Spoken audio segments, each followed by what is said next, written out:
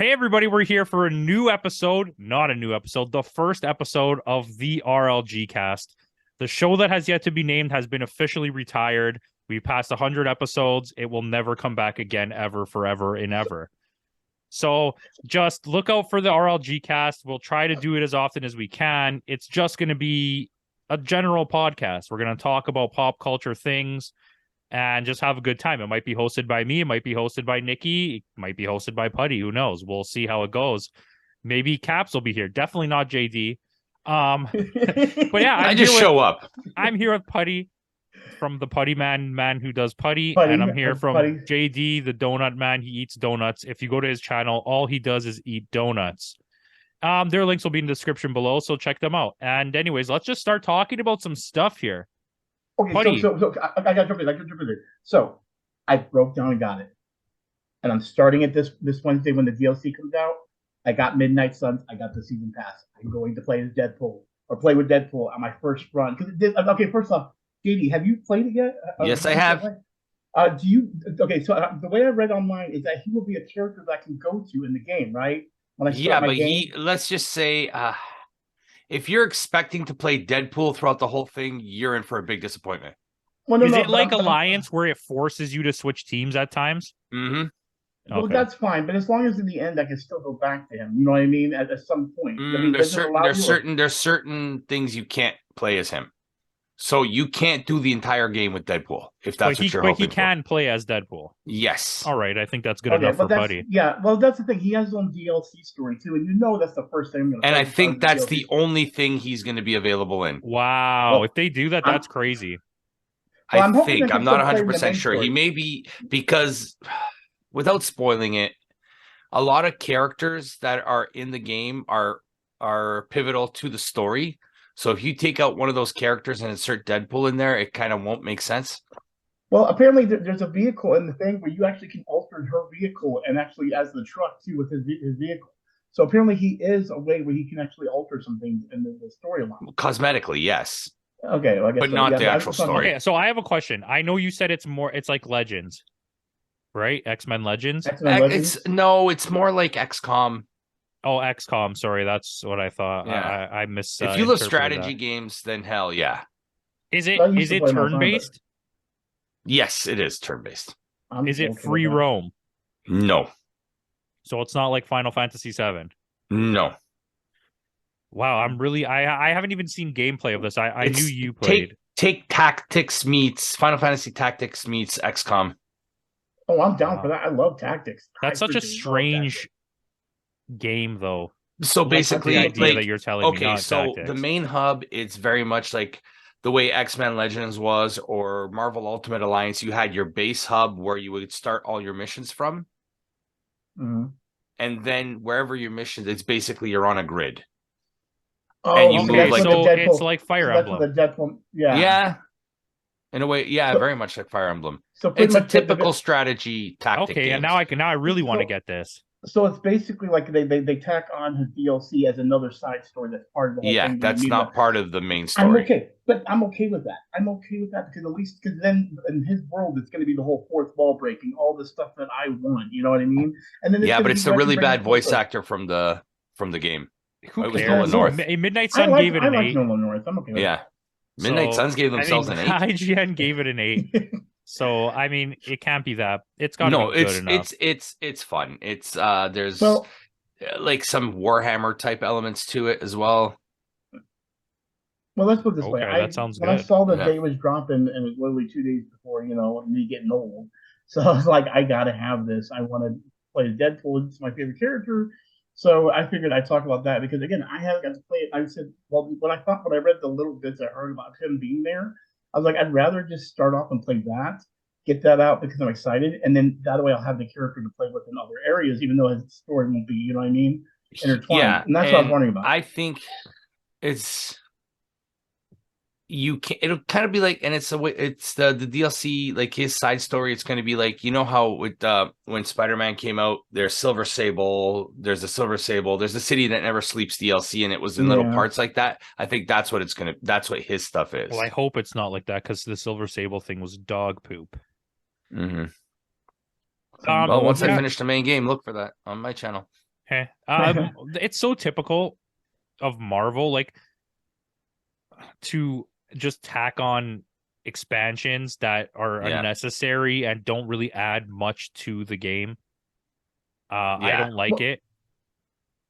I'm gonna say this. Well, they're shutting down Avengers. Did you hear about that? Well, yeah, it's about time. It's been like a year already, and nobody was even playing that game.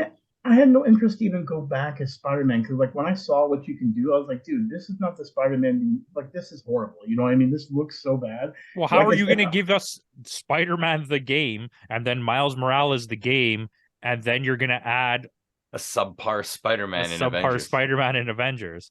Yep, exactly. So yeah, I never jumped back on after that first one.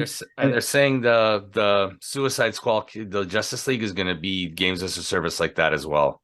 Yeah, I heard that. I heard there's going to be a lot of DLC stuff. What's going on with? Oh, sorry, go. No, I was going to say the whole Avengers thing. It should have red flagged early on because I had so much problems when the beta came out and they were supposed to give the things in Fortnite away free. I literally had to struggle with for like a week to get them, and then they brought them out in Fortnite. The concept was good. It was just repetitive. Like the story was going somewhere, but it's just beat these group of enemies, then beat these group of enemies, then beat these. It's just very repetitive. Okay, so we don't have. But I digress. What's the one that comes out soon? The Wolverine game, right? And then Spider-Man 2. No, Spider-Man 2 is coming out first. Wolverine's 2024 or 25, they're saying. No, there's no way. They were talking about it coming out this year at one point. No, it's not coming out this year. Got pushed out. Okay, anyways, so at this point, you have Spider-Man. Forget Holiday DLCs. You have Spider-Man. You have Miles Morales. We're counting them as two different games. You have Midnight Suns.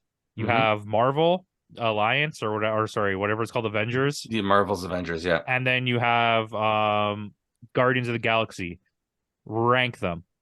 Guardians, number one. Guardians number one. See, that's hard between Spider-Man though. Guardians is number one. I've never played Guardians. Guardians is so much fun. It is really good. I think it's a finish. What's the worst of the five? Oh, Avengers. Like by far. Avengers. By Marvel far. Avengers. So Midnight, you think Midnight Suns is a good game? Oh yeah. It's like all those games. Expect. All those games you listed, I give them at least a minimum 7.5 out of 10. Okay, all those, with the exception of Avengers, that's a 5.5 at best. Yeah, I just watched people play Avengers. I watched somebody play the first two entire like levels, whatever you want to call them, and I was like, yeah, I'm not buying this game.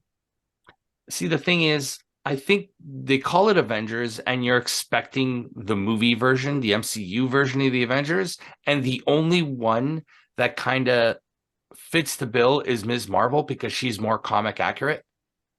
Whereas all the other characters are kind of not quite comic accurate, but they're not quite it's like the Dollar General version of Avengers. No. See, I'm still going to cut you off on that. I don't want to use that as an excuse. The pay the thing.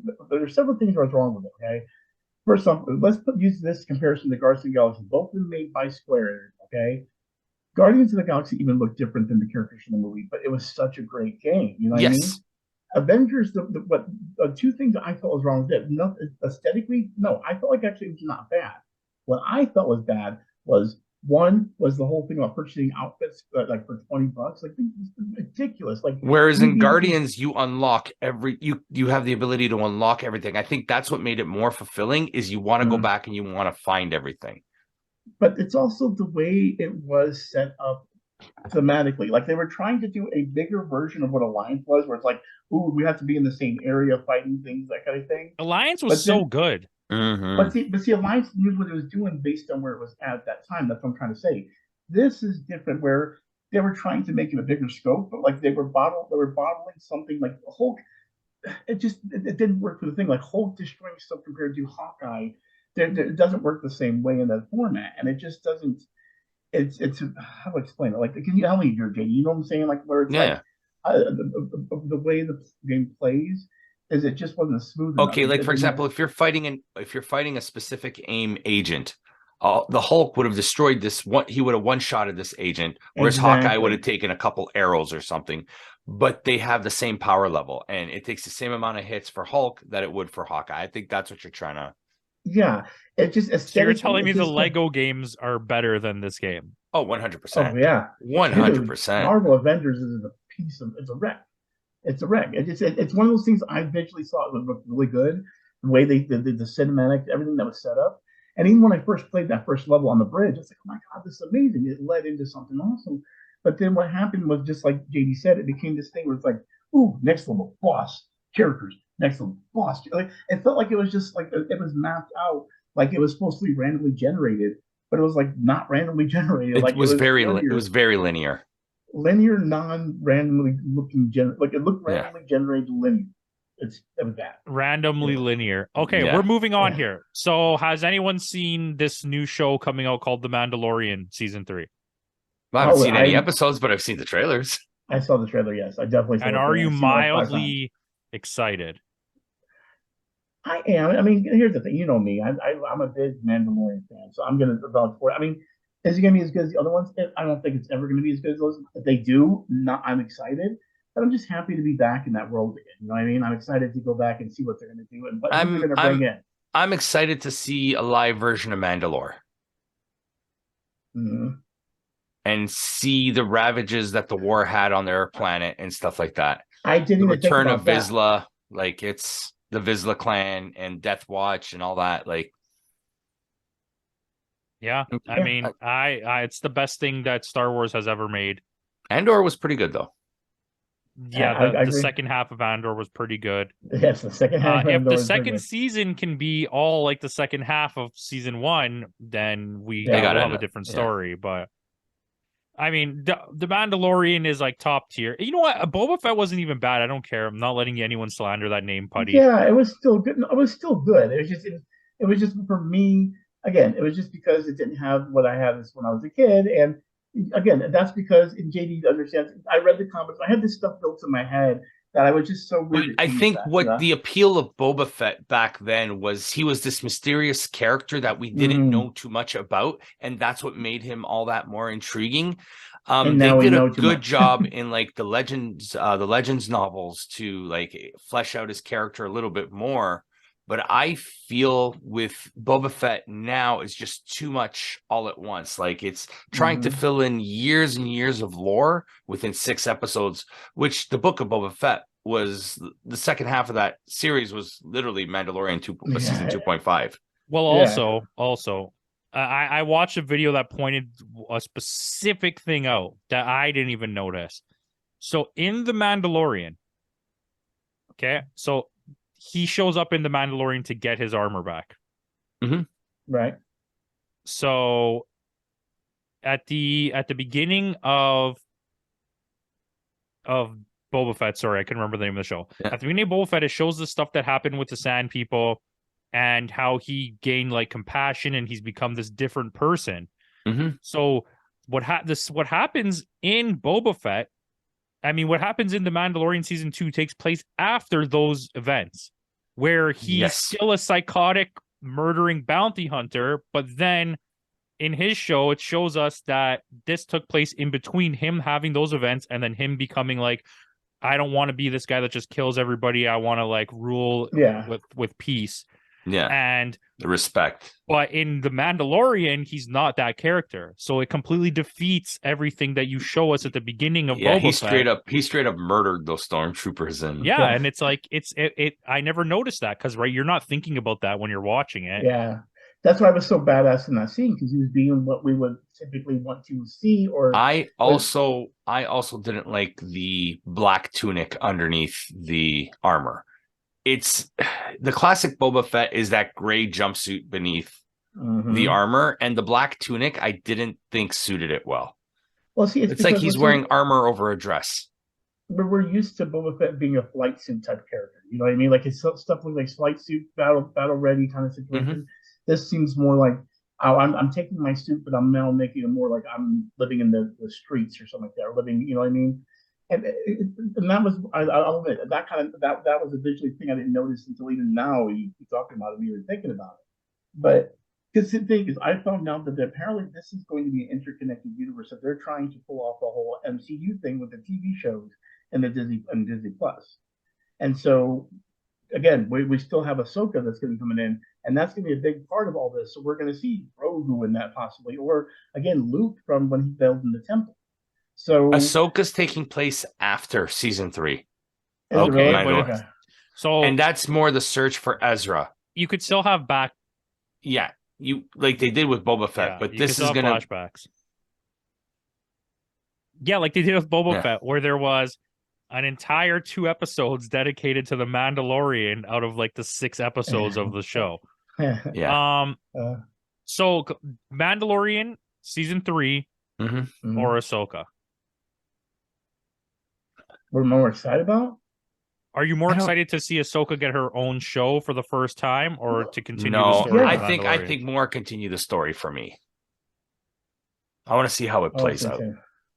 I'm so far I'm happy with what's her name playing Ahsoka. I feel like she puts that part well. I immediately said that was the best choice. Yeah, that is the best casting choice for sure. So many arguments with people where I'm like, if you look at her face and look at the cartoon version of Ahsoka, it's so like almost spot on. But not even just that. She's an actress that can pull off the type of arc and character I think they were also upset at the fact that they didn't get Ashley Eckstein, the girl who voices Ahsoka, to play Ahsoka. We're gonna get a voice actor to play an. But the thing is, Ashley Eckstein is 5'2". Yeah, and she sucks. She sucks, buddy. Well, either way. So let me ask you this then. The thing is, I mean, I'm excited about that and everything, but is there anything else? I mean, we have movies coming out too. Like, I mean, I'm sure you guys are going to get tickets to Quantumania, am I correct? What's that? Is that the new Star Wars film? Yeah, it's the new Star Wars film, Star Wars Quantumania. So when is that? Is that next week? Do you know what though? That actually sounds like it works. Yeah, right. That's in 2 weeks. Isn't next weekend. What's the release date? February. Oh, we're good. We're good. I don't know because I'm going to a concert on the 4th. I don't think it's on the 4th. No. Are you going to a concert on the 5th?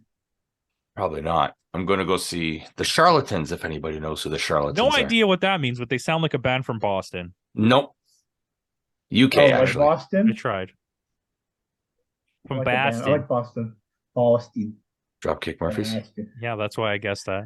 And that's a podcast. Easter eggs. Okay. Easter eggs. Easter eggs. I think I have a Kinder egg somewhere. No, I mean, let me ask you this then. Since the reason I brought it up is I figured we'd go ahead and discuss because we already talked had a video about it. But is there anything? Because I mean, we've already got MODOK shown. We've seen kind of what he's going to look like, and apparently what the whole thing with who he's going to be coming from. Who is it? I forgot his name now. It's what's his name? Corey Stoll, the guy who played the Yellow Jacket in the first film. Yeah, is going to be MODOK. You know what it looks like? You know what MODOK's face looks like in that scene? Remember that Dreamcast game, Seaman? The fish with the huge. Yeah, that's exactly Seaman. That's what MODOK looks like. But they were saying it's one of the greatest games the Dreamcast ever had. I agree. But if you could fully evolve a person that through AI did its own thing while the system wasn't even on. Yeah, it would evolve on its own. That game was ahead of its time. I don't want to listen to what Putty has to say. Why is Yellow Jacket? So is it whatever happened to him at the end when he gets shrunk that he's turned into this? See how he did the whole stretch thing and his hands kind of did. They're basically saying that's what he was turning into MODOK. Okay. Well, I'm excited. But how is MODOK going to factor in with AIM? Don't worry about MODOK yet, okay? This is just going to be an introduction to MODOK. Well, I think everyone's reading too much into this. He's not going to be a main factor in this movie. What do you think might happen, though? I'll tell you what's going to happen. Ready? Are you ready? Kang's going to escape. Specifically with MODOK, what's going to happen? So the evil Kang has been put into the quantum realm by the good Kang that's in Loki. And he's there trapped. But what's going to happen is he's going to try to use MODOK because he's like super smart to help him get out of this quantum realm. But MODOK's going to double cross him and find the technology and just leave himself. So I don't think he's going to be a huge part of the movie. I think he's just going to disappear and it's over with for him. He got out. And then he's going to start something with AIM, whatever happens there. Then we now know that Janet Van Dyne, that's her name, right? Mm-hmm. Yeah. Michelle Pfeiffer. Wasp. Oh, Janet. Yeah. The original Wasp. OG Wasp. That's what her name was, right? Janet? Yeah. Okay. Yeah, yes. She's going to be, it's confirmed, recognized by beings in the quantum realm as the savior. So in her time there, she was like the hero of this realm. So Which none of the main characters know this, but when they get there, they're gonna find out that she's been keeping a secret that the whole time she was the superhero of the quantum realm, and she already knows Kang. But wouldn't that be kind of obvious, right? With the whole thing that happened with Ghost too. Remember, she was able to heal Ghost and everything. Well, apparently, Ghost is gone. Like she's out of the Thunderbolts. Rumor has it. Yeah. Really? Yeah, the actress and MCU, I think, parted ways. That's not like the MCU. They'll just recast. They She was need really them. good. That sucks. Yeah, She must have killed someone. like Alec Baldwin. Yeah. Oh, and then Involuntary what about this manslaughter. whole thing with Jason Momoa? What do you guys think about hearing that he? Well, okay, Jason I already like him. Samosas. Jason Samosas. I already like him as an idea for Loki. I mean, Lobo. So Yeah. I'm not even mad about that. I just don't like the idea of the same character being so recognizable and playing two main characters. It's different when it's like you switched out Rhodey. It's not the same when you switch out Iron Aquaman. Man like mid-movie and make him But see, Captain America. You know what I mean? That's my whole point, though. But that's Like- what I'm saying. That's over at DC. What is he going to do in the MCU then? He's not doing anything in the He's MCU. not doing is he? anything in MCU. No. There was a report that I saw apparently that he is in talks about coming over to MCU. I don't care what he does. No, if he goes over to the MCU, they are not going to let him do Lobo. I'll tell you that now. Yeah, for sure. But you know what's the thing too? He's not a very good actor. So it doesn't really like bringing him over doesn't elevate anything in the MCU. And if you notice how the difference between Marvel and DC is DC picks very visually accurate people and then banks on the fact that they can direct that character into acting well. Where Marvel picks people who don't necessarily look like the person or act like the person, but they're a good, underrated, or like lesser known actor that takes this role, right? And then you have Star Wars where they just hire poop and they put it in a bag. But Stick it up a little bit. It's I think that's a weird signing if you're the MCU because he offers you not much. No. It's except name value. It's more of like it's more for the press that's saying, "Oh my God, he left the DC to go to Marvel." Like it's and he's already confirmed that he's staying. Sure. He had a meeting with James Gunn and he posted a bunch of stuff recently on social media, confirming that he's staying in the DC universe. Whereas The Rock is still spreading lies about Black Adam too. So this is the funny thing. Now, since we're here, there goes my lights. Since we're here, apparently. Like, we don't know what's true or not, but apparently almost everything The Rock had been saying from day one was baloney and was just to drum up like press for Black Adam. Which wasn't even that good of a movie. No. Heck, I'll be honest with you, to this day, I still back it up. Black Adam was fine. It was fine, but it's not like... Hey, let's be honest. We both gave it a 7. Yeah. Which is average. And I watched it again, and I actually had a good time on a second watch of it. It's very reminiscent of the Ghost Rider, Blade 2, what's the other one that's pretty good movie from that era? But yeah, it's like one of those superhero movies where you're like, oh, this is just fun. There's nothing to it. It's Fantastic Four, but better. Okay. Right? Like you can watch Fantastic Four and have a good time, especially because Jessica Alba's in it. The first one, you're talking about those, yeah. Oh, yeah. I actually just rebought them again. I'm probably watching. Hey, Fan Four Stick, I don't like that slander. The first half of Fan Four Stick is so good. It's different writer, different director, and then completely falls apart. Exactly. Four Stick. The problem I have with it is, here's the thing: the beginning part is good, but it still doesn't feel like a Fantastic Four movie. It just feels like a good movie. You know what I mean? Then it gets bad when it tries to pull in the Fantastic Four stuff. I'm like, did we just make 2 different movies here? Like, I don't know. Wait. So tell me, that's what it was. He just said it. They changed the whole team except the director when by the time they got to the second half of the movie. It was Josh Trank, and Josh Trank was by that time was getting pushed by Fox to do things that he didn't want to do. So the whole movie changed. But pitch me in 1 minute a better Fantastic Four story, because you're saying that's not how you think a Fantastic Four movie goes. Because to me, they're a dog shit team, and their comics suck. No. Everything about them sucks. So if you're gonna go a little bit accurate to it, I mean the thing is we have the whole space component and everything. But the problem is the late they're a little late to the story. Like having the Fantastic Four to start off any kind of Marvel universe would have been good. That's the problem with it is no one ever really started with that. Like you got to think about the Marvel, and I think Jamie might understand where I'm going with this. When it comes to foundation of Marvel, the reason Fantastic Four is so big is because they started that whole development of like, you know what I mean? Like they were the first. They were one of the first team ups. They were one of the first groups. Exactly. Yeah. Well, they are the first production from Marvel. Well, they call them the first family, right? Like, but when Marvel became Marvel, that's the first comic, right? Was Fantastic Four. So because it used to be that other company before. I can't remember the name. So if the MCU was to able to build up from the beginning, like again, like if they were, I'll be honest with you, if I was to do it, the way I would do it is I would wait not even introduce them now. Wait till after Secret Wars. I know that's odd, but they've already messed up Infinity War. Might as well mess up Secret Wars a little bit and bring in the first family to actually maybe make this new phase that brings in a new story. I'll be honest, I'm kind of like marveled out with the MCU.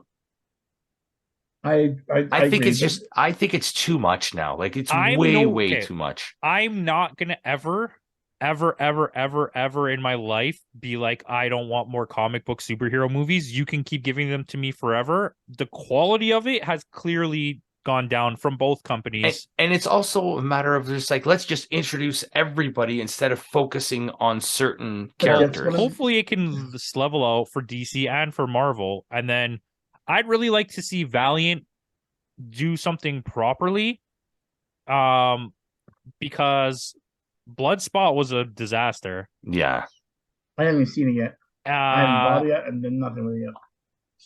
It's like Black Adam, but not fun. Well, that doesn't. Vin Diesel has no charisma. You know, family. Right now, though, what we are getting is potentially a complete revival from McFarlane and the Image team, where they have so many good characters there. We can maybe get like a Grifter, Savage Dragoon, you know, like some cool stuff and like finally that. Proper R-rated Spawn movie, maybe too. Well, that's already in the works, sweetheart. So let's see how that goes. Good. Well, I hope it's good. Isn't Jamie Foxx playing Spawn? That I don't know. Simmons? I haven't heard that.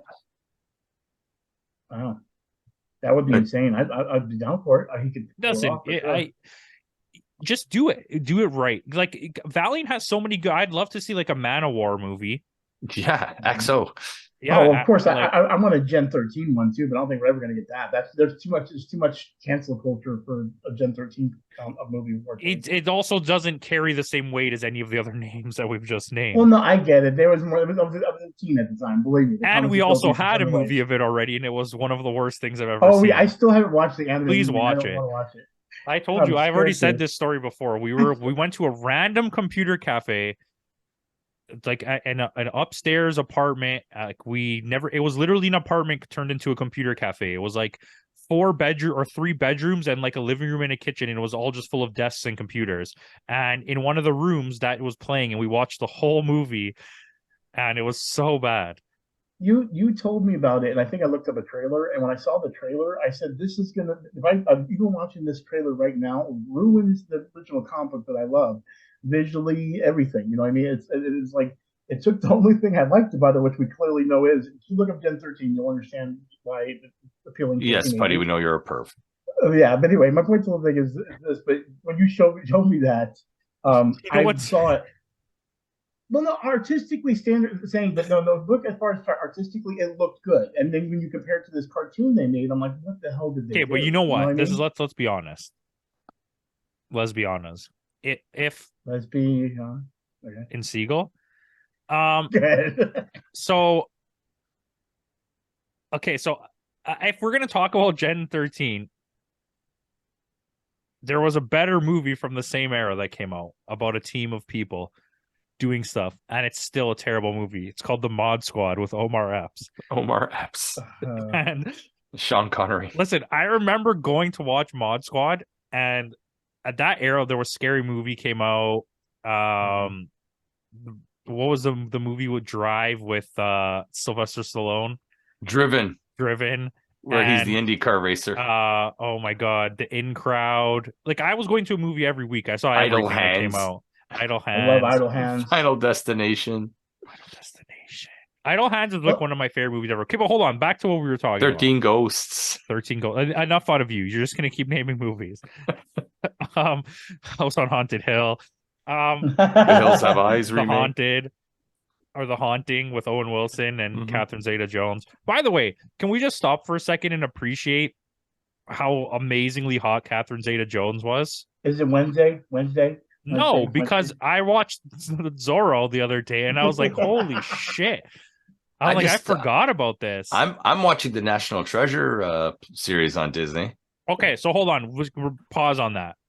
Before we go there, I had a person on Instagram make a whole ass argument, like legit argument about this, and I want your take on it, because then I got even more befuddled because I kept finding more people having this same argument, that X-Men Origins Wolverine is not only a good movie, it's the most underrated superhero movie of all time. What kind of crack are they smoking? Putty's about to disconnect from this call. I knew it. I literally knew it. I see that face. I literally. Well, I mean, okay, that did have the best version of Deadpool. You want to die? The Merc with no mouth. The Merc without a mouth. Blade Hands. There's a better name for him. Don't make me do it. I will do it. Don't make me do Blade Hands. Just come back. Can you just come back? I'm coming back. But now you've moved everybody around on the screen. People are going to be confused that have just joined us. We're doing this live, by the way. If you missed it, then you're gonna have to watch the replay. But just so that's the best on-screen version of Gambit that we've ever had. Isn't that the only on-screen? Exactly. The best on-screen version of Will.i.am that we've ever had. Isn't that the only version? The best version of Blob. It's actually the best version of Blob. Okay, but I gotta be honest with you. That still frustrates me, the whole Blob thing. Like Blob, I looked up to him because he's a big kid. I'm like, cool, a character that's big. You know what I mean? But the thing with it, it felt the movie just had so much of like wanting to just push stuff into it, and then now X-Men Origins Wolverine the game, on the other hand, was fantastic. Yeah, I would love to get a copy of that. You know what? I'm going to go check eBay when we're done this. I still have my 360 but listen, version. If you create a Blob version, like in the Ultimate Universe, where he was eating people, like he literally ate heroes. He just picked up other heroes and just ate them. He bit like someone's a piece of head off. rotisserie chicken? Didn't he bite like Scarlet Witch's head off or something like that? Yeah. I don't know. Or Spider-Man. I think it was Spider-Man. Anyways, no, Spider-Man would have been dead at that point because Miles Morales was Spider-Man. Anyways, I digress. I want to end this talking about two things. Okay. One of them is going to be what JD said was National Treasure. So I believe it's on episode 7 right now. 10. I think, yeah. I've seen 4.5 of the episodes, and I've come to the conclusion that it has absolutely nothing at all to do with National Treasure. Yep, nothing at all. Except one episode where what's his name comes for an episode. Who? The guy with the glasses there. The teacher guy? Yeah. Okay. So yeah, this show was supposed to revolve around him being one of the main characters, and Sandusky, who's in the first episode. Yeah. Okay. But so in the first episode, I saw what's his name? Harvey Keitel. And I thought it was John Voight because I was really hungover and I was sitting pretty far away from the TV. So I'm like, oh, this is cool. They're linking it back by using his dad as the main, or the girl's dad, whoever's dad he was. Yeah. Meanwhile, it's the FBI agent instead. And it's the FBI agent. And I'm like, this is such a stupid link. When I figured that out, I was like, oh man, this ruined the whole thing. Because I got closer to the TV. I'm like, that's not John Voight. Shout out to John Voight if you're still alive. Pretty sure he is. But yeah, it's not good. And do you like it where you are? It's not. It's something to fill the time. It's not like something that's not unentertaining. No, it has some decent action sequences. I feel I'm the wrong generation though. It's geared to. But this show is very much the way they talk, the way they act. It's very much catering towards the young millennials. No, it's early, like Gen Z. It's like I was going to full on say Gen the youngest Z. millennials, Gen Z, that era there, like very much the whole. At Like, this point, even the youngest millennials, I believe, are what, like 28?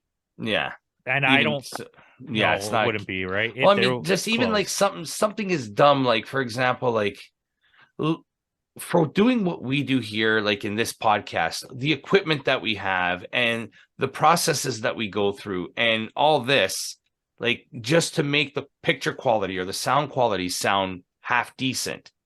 This girl is having a YouTube channel from just a laptop and it's like TV production quality. Oh yeah, I seen that. Okay, so that's kind of funny too, because it's just a lot of inaccuracies about everything. There's so many videos right now on YouTube about historical inaccuracies from the show. Putty's like, I have not watched this show. I have not. Nope. But I'm apparently, caught up, Nicolas Cage is coming back to make a movie. Yes, he's doing, and it's going to have nothing to do with this TV series. So this is my problem here. So you rebooted a show that's not even that old, that was perfect to be repicked up and start to franchise again, a la Indiana Jones, because Nicolas Cage is younger. You could easily squeeze out 3 movies with this. And you could make them good, because I love those.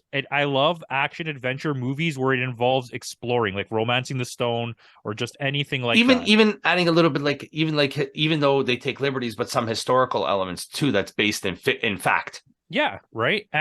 But this show just seems, it feels like if you took the movie Man on Fire and then you took National Treasure and then you took like a children's show and smushed it into one thing, because it has really wonky tones. It's like all over the place. It almost feels like Night at the Museum. Yeah, it's very comical in that regard. It's very light.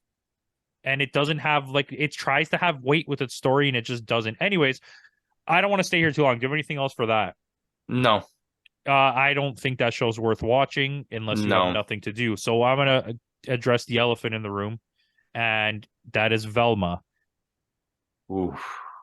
Has anyone watched Velma? I watched one episode. I couldn't finish I've seen all 4.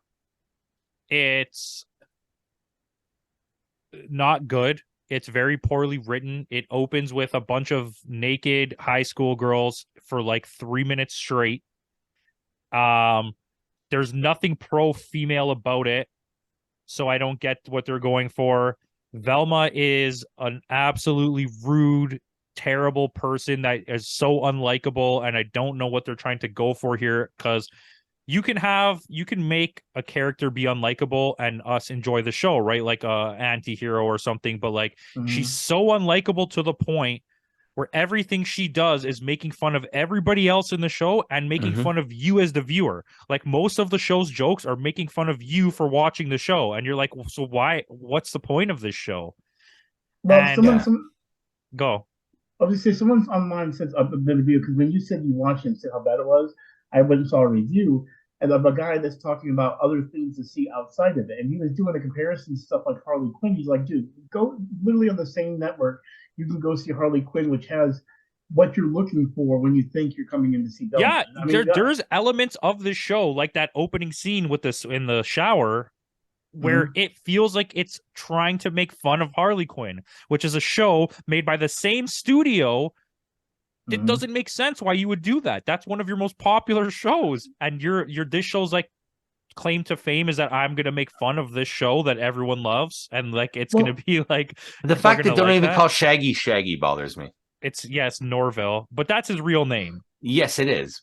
But and like, so race swap, sex swap, gender swap. That doesn't matter to me. If you remove every single element of Scooby-Doo out of the show, okay? If you just, and I'm a huge fan, we know this. So take away all my reasons to be mad about the show for not being accurate or like faithful to the source material. It's such a poorly written show that like, even I think it would do probably better without the Scooby-Doo attached to it, but it's still not a good show. It's just, this is the last thing I'll say. So they introduce Fred. Fred, he leads you on with all this stuff about his father being mean to him, and like the way he's acting, and you're like, he shaves his legs and he's hiding it from people and all this stuff. So you think, okay, maybe he's gay or he's trans or he has serious issues with masculinity because his father abuses him. He does all these things because he has a small penis. That was the joke. So for 2 episodes, they build up these things just to let you know he shaves his legs because he has a small penis. Like, what was the point of... There's no message. That's how this whole show is. It leads you on That like there's doesn't about make to be any sense. It leads you on like there's going to be some kind of social political commentary, and then it negates, it reneges all those things and just with a leaves you dick being joke. like, what the hell is this? It literally with a dick joke. This is literally how I felt of this, and I did not realize this is right here. This is a spoon. Now it's Afghanistan. That's exactly what I just thought you just did. Like, yeah, I thought you were going to make a tick reference. Spoon. No, well, no, but my point is, This is a spoon. Now it's Afghanistan. No, see, that's the thing. That you literally saying spoon with tick sounds like it makes way more sense. Literally that line alone than anything Velma's putting out there. Yeah, so. I agree. I'm gonna finish it because I want to review it. It's like I want to, and I just don't know. Q Wigwam and outro us. Who's Wigwam? Yeah, who's Wigwam? The band that sings a song for Peacemaker. Okay, you're cutting off. Producer, put Wigwam in and outro us. Who's the producer? Oh yeah, we don't have a producer. Okay, bye. Did I lose something here? Yeah, our mind. Your mind.